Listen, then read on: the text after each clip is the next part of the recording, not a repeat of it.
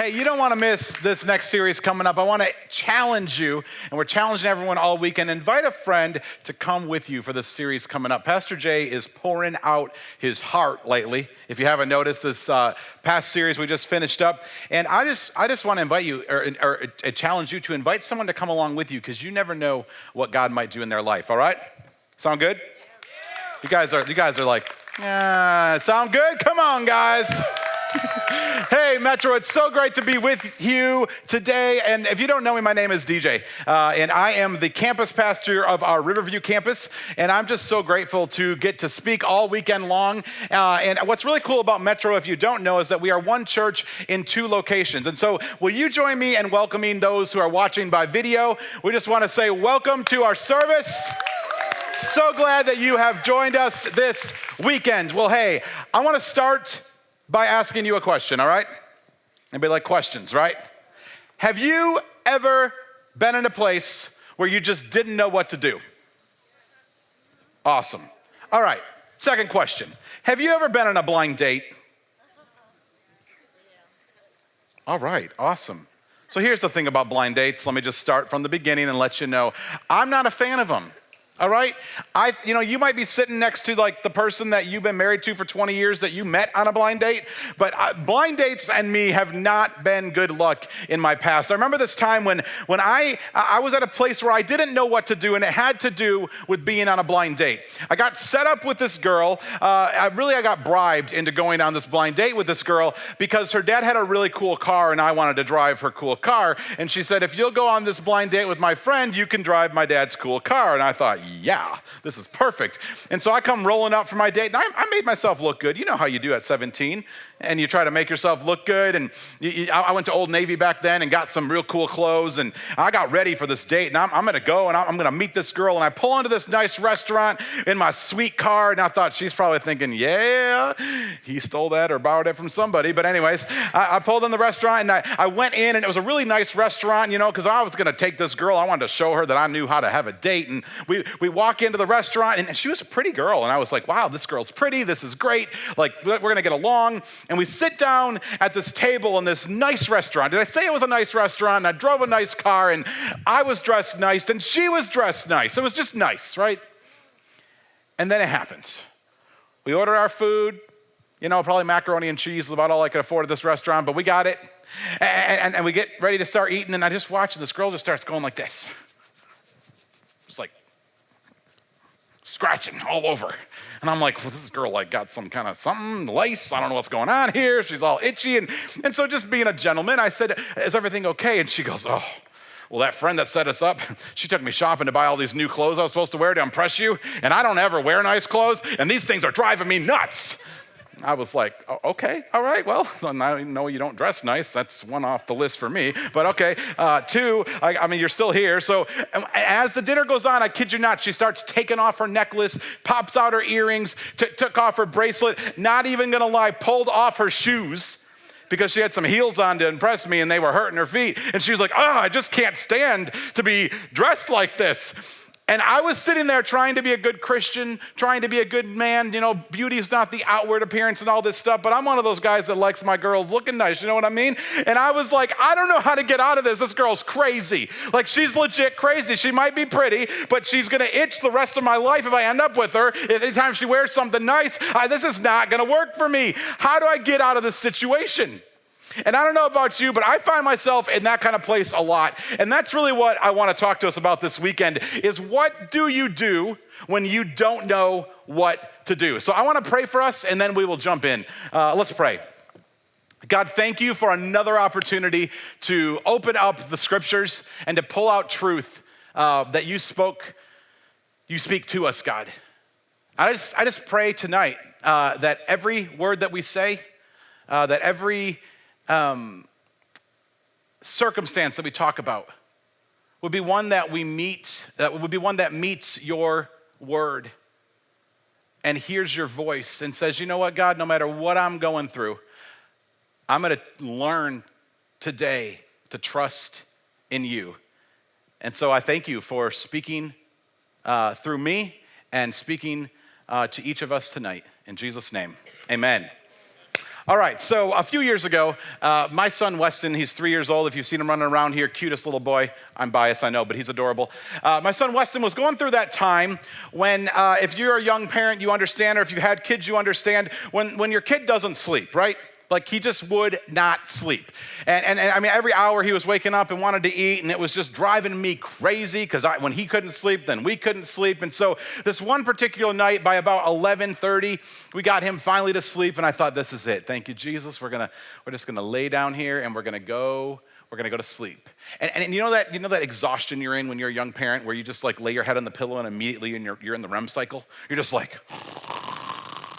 after 3 seconds, right? Anybody else? Okay, so I lay down and I'm like, oh, finally I can get some rest. And I'm in my REM cycle and I'm laying there, and all of a sudden, God bless the person that invented those wonderful baby monitors, I hear this little wow, wow, like a cat, like wow, and I'm like, I didn't react very Christ-like. I think my reaction was, dear God, is this ever gonna end? Like this is, And so I got out of bed begrudgingly, and Kelsey got up to go get the baby, and I did what I did every time he woke up, every hour and a half for the first 18 months of his life. I walked down the hallway, and I went down the stairs to our kitchen to get some milk. But this particular night, I remember walking down the stairs and hearing this like drip, drip, drip, and I thought, this is not good. I don't know where this drip is coming from, but I'm not sure. And so I kind of leaned over the banister and I looked back and I'm like, I don't see anything, but I hear water.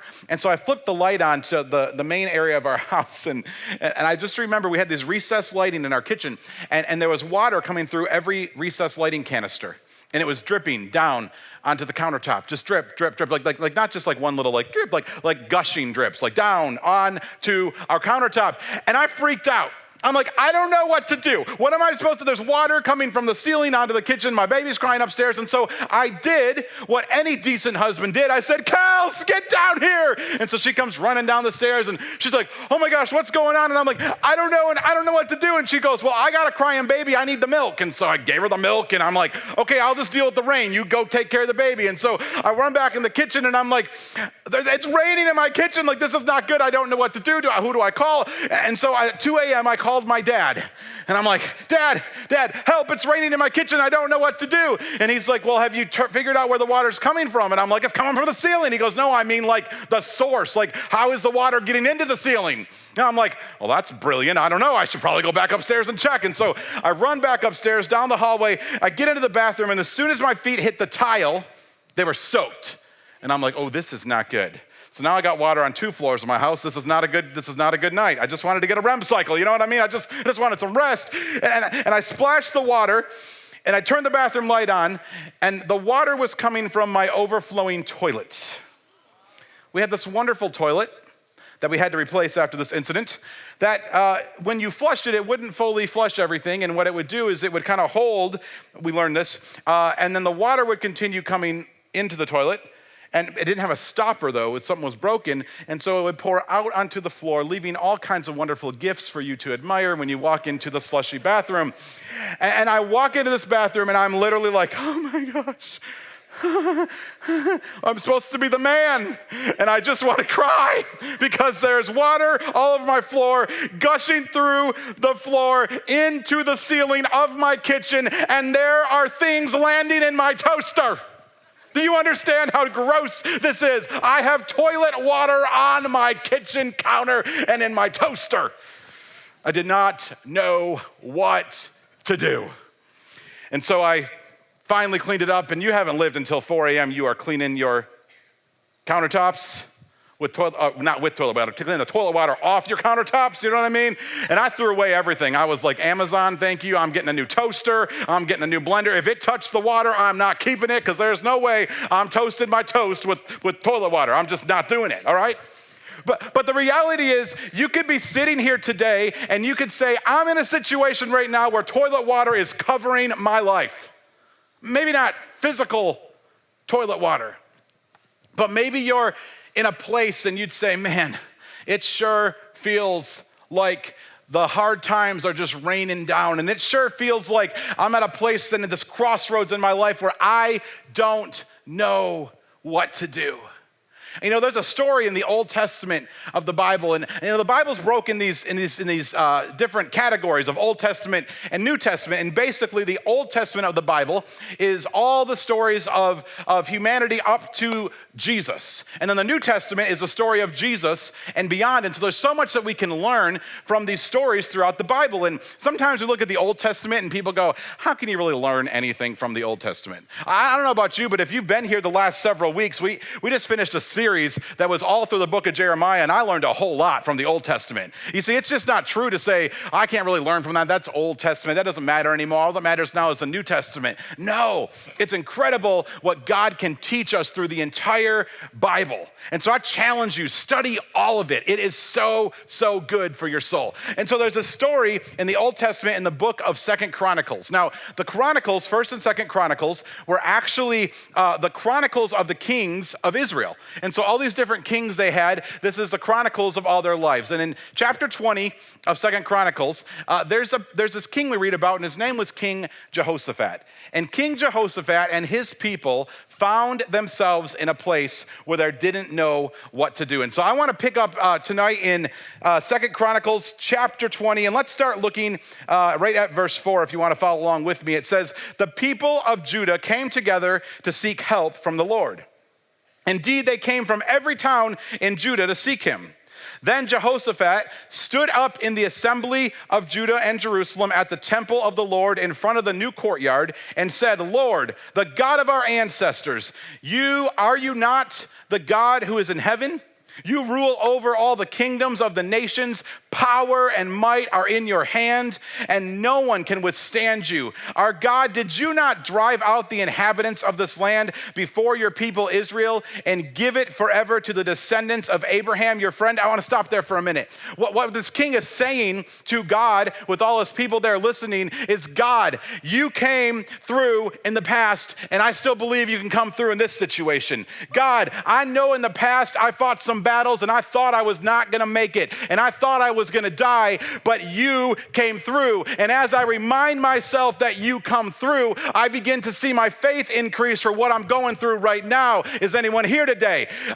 You might have seen some things in your past, and you're sitting here today and you're going, "You don't know what I've gone through, and you don't know what I had to get through to get to this church, let alone the week that I just came through." And I want to stand here and remind you that if you still have breath in your lungs, you are not done. God still has a purpose on your life. He still has things for you to do. You are here today because he wants you to be here, and he wants to use your life even when you don't know what to do. And that's where this king was reminding his people as he's calling out to God and saying, "God, I remember what you did in the past, and now we need you here." Jump down, I think it's down towards verse 10. We're going to jump down a little bit here. And they begin to call out to God, and he says, "If calamity comes upon us, whether the sword of judgment or the plague of famine, we will stand in your presence before this temple that bears your name, and we will cry out to you in our distress, and you will hear us and save us."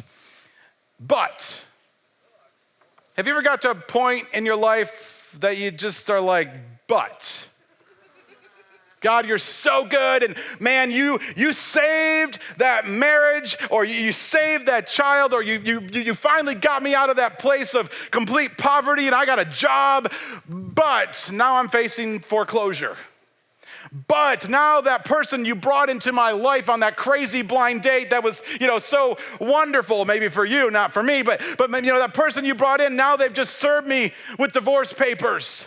What am I supposed to do?" That's where the Israelites found themselves, at a place where they're saying, "But God, thank you for all you did, but here we are." And it says, "But now here are men from Ammon and Moab and Mount Seir, whose territory you would not allow Israel to invade when they came from Egypt." Stop right there. Do you ever do that with God? "God, now I'm in this place, and I'm in this place because you wouldn't let me tell that person off in the first place. I'm in this place because you wouldn't let me talk to that person anyways."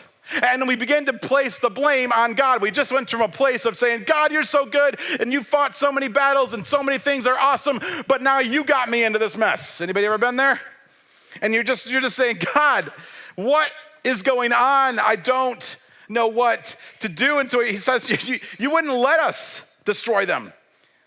So it says, see how they are repaying us by coming to drive us out of the possession you gave us as an inheritance. Our God, will you not judge them? For we have no power to face this vast army that is attacking us. We do not know what to do, but our eyes are on you. We do not know what to do, but our eyes are on you. Now, can I just take you back to the scene here for a minute? You got this king, all right? So in the Old Testament, King Jehoshaphat, he was a relatively good king. And by relatively good, I mean he was a guy who tried his best to honor God. And in the Old Testament, kings weren't rated by how much power they had or how much money they had or all this stuff. They were rated by how much they honored God and what good they wanted to do for their people. And so we find King Jehoshaphat, and here's a guy who's trying his hardest. He's kind of like you and I, right? We don't always get it right. Sometimes we're doing really good, and sometimes we fall off the bandwagon, and someone's got to pull us back up and get us back on and put us back in line. But for the most part, we're trying to honor God with our life. That's where this king was, and he's reminded God of all these things that have happened that have been so good, but he finds himself in front of his people, and he finds himself in a very vulnerable place. A place where he has to go, God, all these people are looking to me as their leader. And now I got the Ammonites and the Moabites and the Edomites and the Taylorites. Okay, I made that one up. Actually, Taylor's not in this story, but it does apply to us. Okay, but I got the Riverviewites and I got the Detroitites. I got all these ites coming at me and they're surrounding me. And maybe for you, the ites are bigger than a city. Maybe for you, it's the husbandites, or the kidites, or the bossites, or the bankites, or the credit card ites, right? We all got ites that are coming against us and trying to take us and trying to, that if God doesn't step in, we're not gonna make it, right? And he sees all these people coming at him. And so he gets up in front of his people, and leadership can be a really vulnerable place. You don't have to stand on a stage to be a leader. You lead in your job, or you lead in your family, you lead in your home, you lead at school, wherever you are, you can lead. But being in leadership can be a very vulnerable thing when you don't know what to do. Because as a leader, you want to know what to do, and you want to tell everyone what to do and how to do it, right? And this king finds himself in a place where he's like, I'm in front of all these people, and I don't know what to do. And so he does the only thing that he knows to do. He says, God, I don't know what to do, but my eyes are on you. I wonder when the last time, if we're really real with ourselves, we'd say that when we were in a situation where we didn't know what to do, we immediately just turned our eyes towards God and said, you know what? I don't know what to do, but my eyes are on you. You see, King Jehoshaphat had to do something that I believe you and I need to do as well when we're facing situations where we don't know what to do. We need to call on God. He stood in front of his people and he said, you guys, I don't know how this is going to work out. I don't know what's going to happen. I know that everyone is going to attack us from all these different sides, and we've got nowhere to turn. And so the only thing we're going to do is we're going to turn our eyes towards God, because when we turn our eyes towards God, we remind ourselves that it's not us who fights it anyways. It's God who fights the battles for us. And when we put our eyes on God, God will begin to hear us. And actually, do you know that God gets excited when we call out on him? Like when we call on God, God is thrilled. God is like, when you call on me, I become bigger and I become greater and I become your father. And when you call on me, I'm like, yes, I want to jump in and I want to save the day because I'm the God of the universe and I love you and I love you way more than the situation you're facing. And my plan is never for you to end in a place where you're just defeated and you're just ready to give up and throw in the towel. But my plan is always to come through for you and work out the situation for your good, but you have to call on me first. You have to call on God. So let's practice that tonight. Let's just say, call on God. Simple, 3 words. Call on. That's 6. Okay, 2, 4, 6. Okay, call on God. Call on God. You know, there's a verse in Psalm chapter 50, and it just is God talking. And he says, "Call on me in the day of trouble, and I will deliver you, and I and you will honor me. Call on me in your trouble, and I will deliver you. God is our Father. When my 3-year-old comes up to me and says, Daddy, I need you, I'm not like, out of my way. I got better things to do. No, what is my response as a parent? I'm like, yes, I will save the day. Super Daddy is in the house. What do you need? Oh, we need to fix those Legos. Yeah, I got no clue how to do that, so we'll go to the store and buy a new one, right? Like, I'm going to do whatever I have to do for my son, and that's what God says I'll do for my people if they will call on me. But so many times in our lives, we go through situations and places and circumstances, and we're just like, I don't know what to do. And so instead of calling on God, we call on our friends. We call on people that we know will relate to where we are, and friends that'll be like, oh, it's okay. I know your life sucks. My life sucks too. Let's have a pity party. And the whole time God's like, hello, if you just call on me, I would come down and I would do something, and I'm here with you right now if you just call out to me. But instead we run to everything but him. I remember a time about 3.5 years ago, my wife Kelsey was pregnant for our son Weston, and she was about 26 weeks pregnant at this point, and it had been a fairly decent pregnancy up to that. She had a few little complications here and there, but about 25 weeks, we started noticing that things were just different. We just started noticing that there's some things that weren't going the same way, and she was showing some symptoms of some issues, and so we went to the doctor, and they said, we're gonna need to run some tests, and we think there might be something wrong with your baby. There might be something with his abdomen not developing correctly, and his foot is turned in and it's not growing the right way. And then there's something with Kelsey's body. We're not sure what's going on, so we need to send you guys to the specialist. And so we went on a Monday to the specialist, and we kind of had our plan for the day. We were going to go to the doctor, have an ultrasound, then we were going to go out to lunch, and then actually we were going to go shopping and buy some shoes. I don't know why I remember that, but I just remember we were low and going to buy some shoes. And we had our day plan because we were getting ready for the baby, right? The women are in the nesting stage. Anybody? My wife's pregnant right now. We're nesting. I don't know what this means, except that every piece of furniture in our house has been moved at least twice this week because we're nesting. And so, we were in the nesting stage, and we had our shower coming up and the baby shower, and we had planned a baby moon because we were going to go away before the child came, and we had to spend the next 25 years just, paying for kids. And so we were going to have one last trip. And so we had all this stuff planned. And so we're just going in for our little routine doctor's visit. And we get there, and they do the ultrasound. I'll never forget the ultrasound technician, putting her little thing on Kelsey's stomach and then looking at the monitor and then back in the stomach and then kind of And I said, so is everything okay? And she goes, we'll let the doctor talk to you. Well, that's not so good. All right. So they send us to a waiting room, and we sit down in the waiting room, and we watch as other people are getting called back, and other people are called back, and they keep getting called back, and we're still sitting here, and now I'm like, look, I got to get lunch and shoes. Come on, we got places to go, people to see. I'm just oblivious. And the nurse comes in and says, the doctor's ready to see you, and they take us back not to a room, a doctor's office room. They take us to a consultation room. Now, if you've ever had any family that's been sick of any disease or anything, you know that when you go to the consultation room, it's not usually great news. And my wife is a nurse, so we knew this. And so we're like, okay, this is not good. So we go in the consultation room, and we sit down, and it's like 5 more minutes until the doctor and his assistant come in, and they said, Kelsey, your body is going through the very beginning stages of what's called preeclampsia. And preeclampsia is basically when the woman's body is just ready to give birth to the baby, but the baby's too early, and so you can't take the baby, because if you take the baby is way more at risk. But if you keep the baby in her belly, she's at risk. And so it's just all this risk, and we're hearing all these words about at risk, and then his abdomen is not developing, and his foot's not working right, and oh, by the way, if this doesn't go well, you might not live, to Kelsey. And I'm sitting there, and I'm just like, what is going on?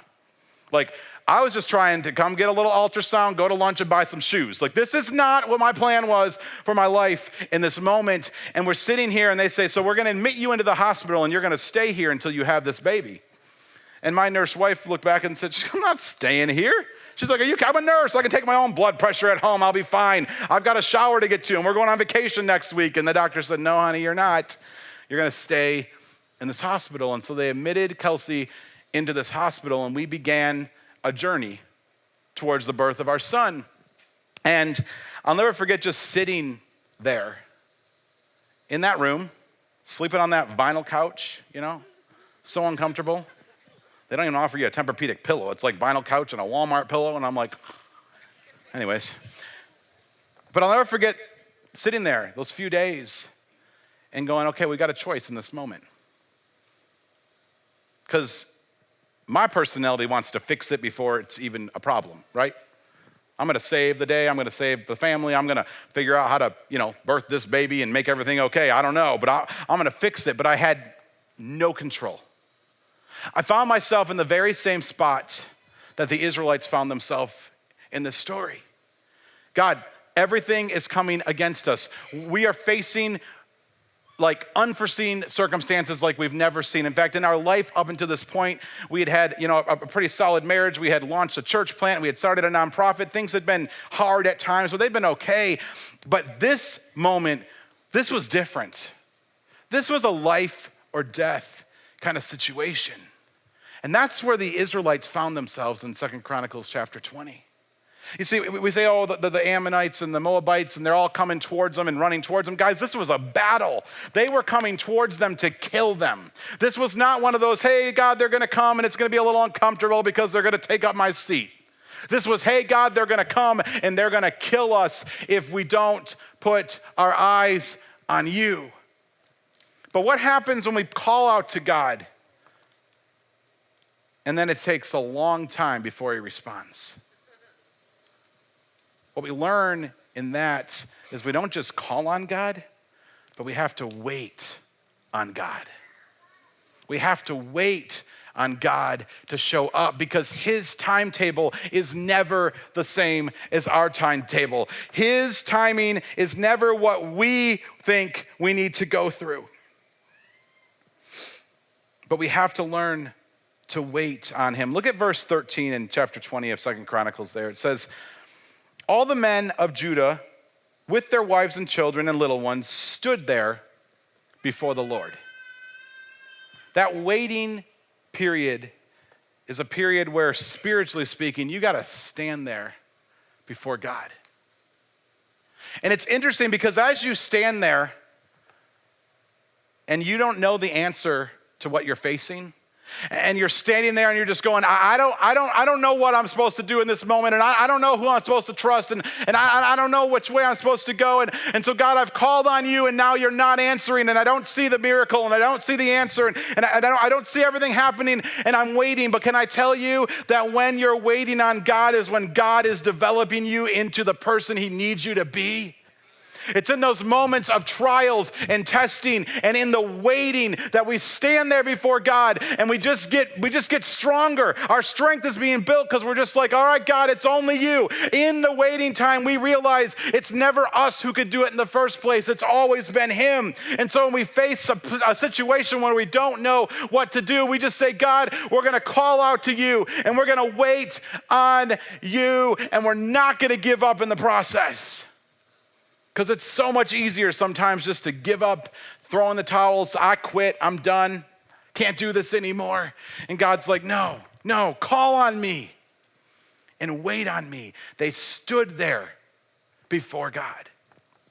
As the story goes on with Weston, I remember the day that after a few days in the hospital, sleeping on that vinyl couch, I decided I was going to go home and get a good night's sleep. And Kelsey said, why don't you go home? This is going to be a long process. We don't know how long. And so you go home, and so I left the hospital, and I did what every person addicted to ice cream does. I went to Dairy Queen, and I got myself a Blizzard, and I went home, and I got Netflix on, and it was like, finally, I'm back in my own bed. I got my good pillow. I got my Netflix. I got my Blizzard. Life is just good. And I dozed off to sleep watching some show, and at about 4 a.m., my phone rang, and Kelsey was on the other line, and she was crying, and she said, you got to get back up here. They're taking the baby. This is at about 29 weeks. And so I got in the car and I rushed back to the hospital. And I ran up into her room, and as I got to her room, they were already loading her into a wheelchair to transport her down to labor and delivery. And they got down to labor and delivery, and we walked in, and the doctor handed me some scrubs, and he said, all right, Dad, go get changed. You're going to get your scrubs on because you can't be in there in street clothes. And so I went in the bathroom to change my clothes, and I'm like, this is it. The baby's coming. Like, I'm still kind of oblivious to how bad it really is. And it's all going to be great because God is for us, and, someone was praying with us. And so I go in, and I come out of the bathroom, and the scene had changed. The anesthesiologist is literally cussing out one of the nurses. And I'm like, this is not good. What is going on here? And he's going, why didn't you call me sooner? We can't wait this long. This is not going to end well. And I'm like, what's not going to end well? And the doctor goes, hey, I'm sorry. We got to rush your wife into emergency surgery. We might lose her and the baby if we don't take her right now. We got about 15 minutes. And I'm like, what? Wait. But I'm coming with you. We're going to watch our baby be born. Like, this is supposed to be the happiest day of my life, our firstborn child, right? Like, and he's like, nope, you got to stay here. And so I just said to the doctor as he's moving her out of the room, I said, doctor, is she going to be okay? And he looked back at me and he said, we'll do all we can do. And they shut that door. And I heard him in the hallway saying something about her liver enzymes and her liver was about to rupture. And I'm like, I don't know anything about this stuff, but that does not sound good. And so I went in that little delivery room that we were supposed to have a baby. How everybody else is supposed to have it, right? Don't you ever feel that way? Well, everybody else gets a better break than I get, right? I mean, everybody else gets approved for that new house or that new car. Everybody else gets healed of that disease. Why am I here, right? I'm sure for the Israelites, it's like, God, hello, have you seen all those heathens over there? Like those Philistines and all the Moabites and the Ammonites and all these people that they're not even trusting in you. They're coming to kill us and you're supposed to be for us, right? And they back up and they stand there before God in this waiting room. And I was in that place where I just waited and I sat down in the seat and I'll never forget, I just cried and I cried. I don't mean the kind of like tear, I mean like cried. Because I didn't know where my life would be at the end of that day. I didn't know if I was going to leave that hospital with a wife and a baby, or with just a wife, or with just a baby, or with no wife and no baby. I had no idea in that moment, neither did the doctors. And that was the moment when I had to learn that not only do you call on God, and not only do you wait on God, but while you wait, you learn to trust in God. You learn to trust that He's got a greater plan. He's got a greater purpose. Not every story ends well, right? I'm sure in a room this size, there are people here at both of our campuses that would just say, man, I went through a situation and a family member that was supposed to make it and they didn't make it. I went through a time where I was diagnosed with that disease and I'm still sitting here with that disease today. It didn't end well for me. And that's the place where you learn to trust the God that you stood before in the first place.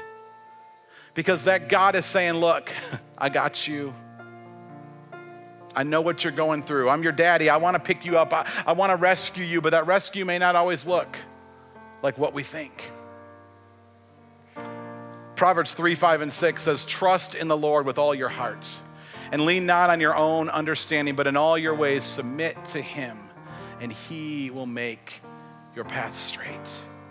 What we learn while we're calling on God and we're waiting on God is that we have to trust in God.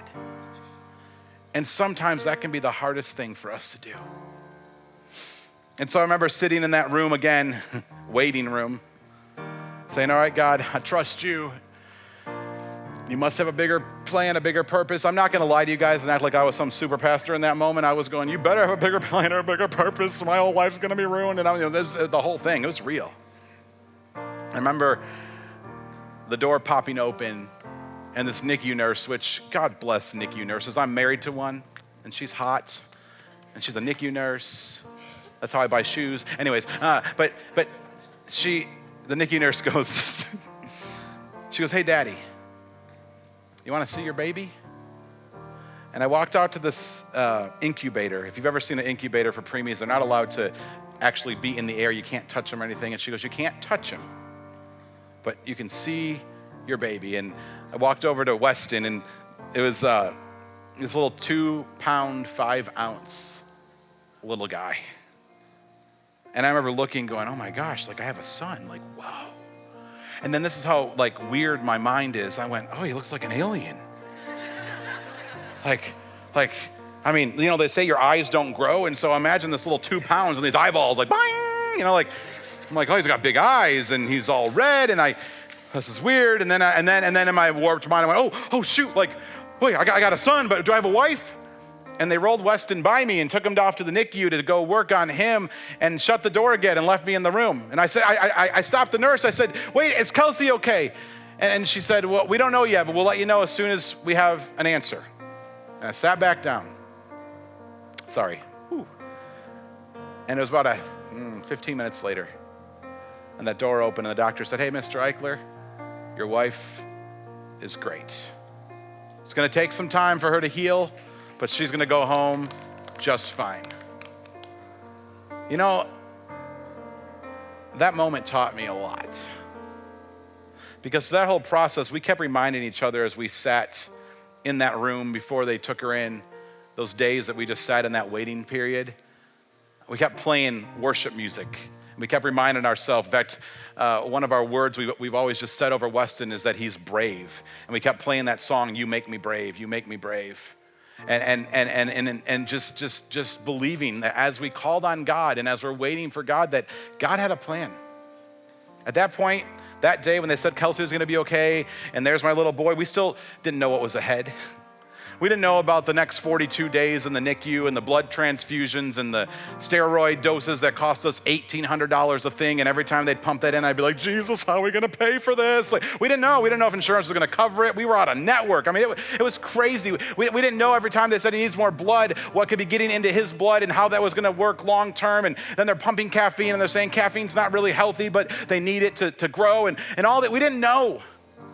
And can I tell you that when you trust God, it's not always easy? When you call on God and you wait on God and you say, God, I put my trust in you, everything doesn't just turn into amazingness. Everything doesn't just like get into line and you're just like, well, I just took my 2-pound baby home and will this be, no, this kid came home at 4.5 pounds, 42 days later on oxygen, and we were in and out of specialists the whole first year of his life. It wasn't this amazing thing. But I had a wife and I had a baby. And I didn't know back then when I was about to fight that battle that's how it would end.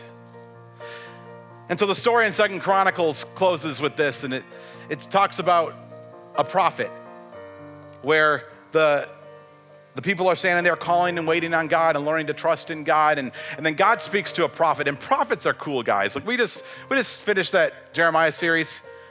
They're cool guys. Because prophets, God just speaks to them and they go and say what God tells them to say and they don't care what people think. How amazing is that? Like, to not care what people think, and they just say it, and they're like, you don't like me, I don't care.